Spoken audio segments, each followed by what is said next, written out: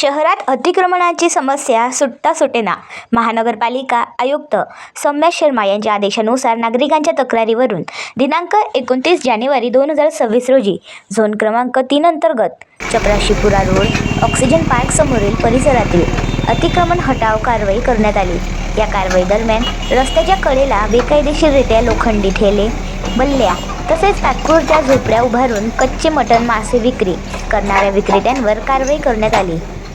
या अनधिकृत जागेवर करीत असलेल्या व्यवसायामुळे परिसरात व रस्त्यांवर मोठ्या प्रमाणात गर्दी होत असून नागरिकांना ये-जा करताना अडथळे निर्माण होत होते. तसेच अपघातांची शक्यता वाढल्याने प्रशासनाने ही मोहीम राबवली. कारवाई दरम्यान लोखंडी ठेले जप्त करण्यात आले तसेच बल्ल्या, बासे व अनधिकृत ओटे पाडण्यात आले.